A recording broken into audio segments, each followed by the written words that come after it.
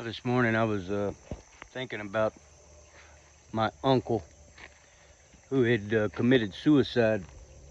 It's about 12 years ago. And I started thinking about why he did that. And it's simple.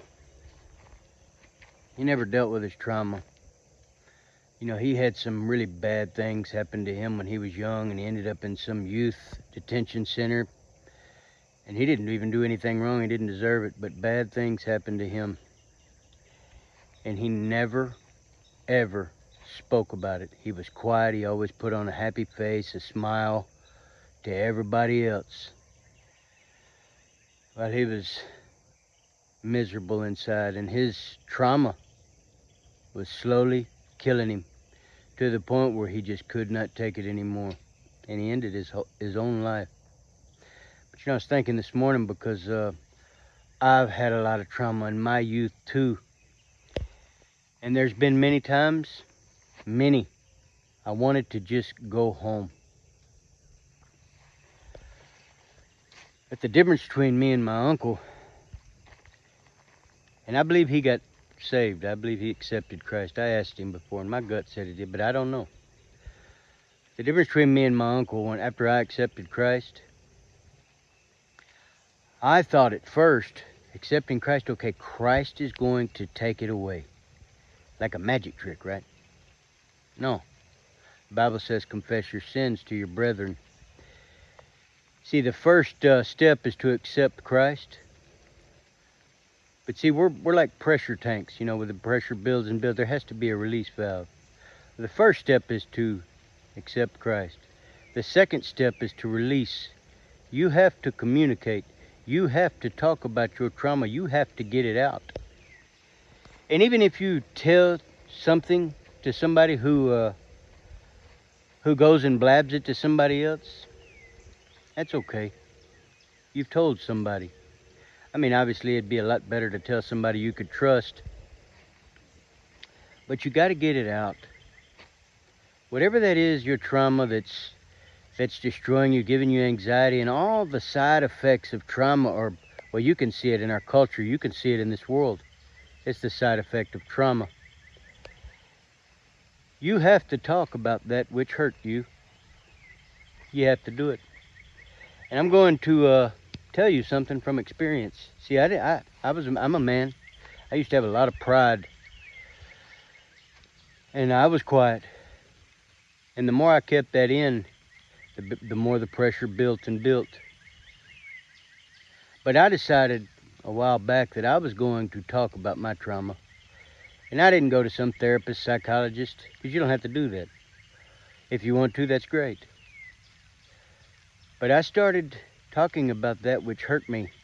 And oddly enough, the people that I told to, that I spoke to, a lot of them had been through trauma too. And when I told them about mine, it gave them the courage to start talking about it. And you know what that leads to?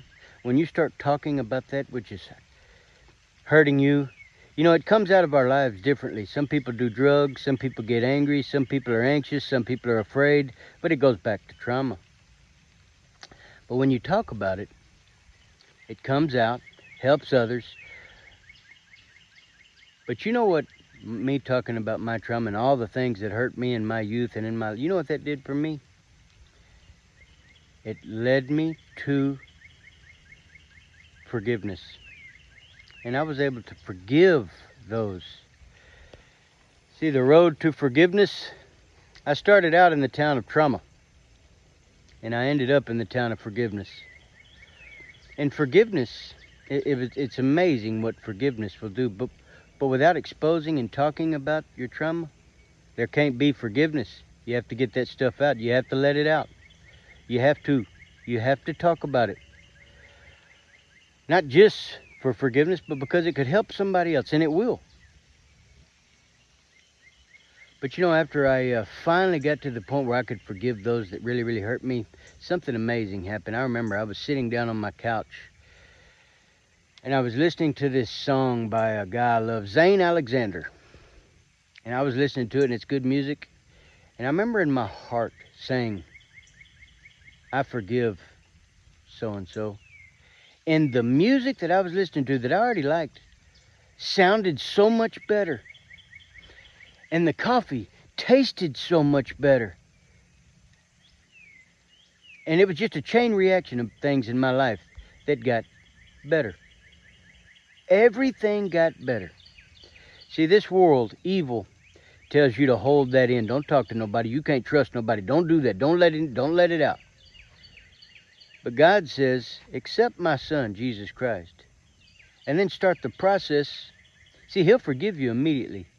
But you have to start the process of dealing with your trauma so you can forgive. I know I did it. And there's a lot of people out there that'll probably say, I'm assuming, yeah, but you don't know what happened to me. You know, we all got a story, and I know how hard it is to forgive. I know. But you know, that's the only way forward. That's it. You know what stops gang violence? Forgiveness. The cycle of abuse, you have to forgive. Forgiveness is the answer to everything. And once you go to Christ, see, that's the first step. Go to Christ, allow him into your life. He forgives you, and then you start the process of being able to forgive others. You have to deal with your trauma. So I'm making this video this morning because I know how to forgive today. I've forgiven today. And it has made my life. It has made my life livable. You know, there's people that really tried to harm me that I absolutely love and pray for today. Something I didn't think possible just a year ago, 6 months ago. So whatever you're dealing with, allow Christ into your life. He's a chain breaker, a name changer, and a game changer. Allow him into your life. And go through the process. Deal with your trauma. And find redemption. Be able to forgive. Find peace. I hope this message helps somebody.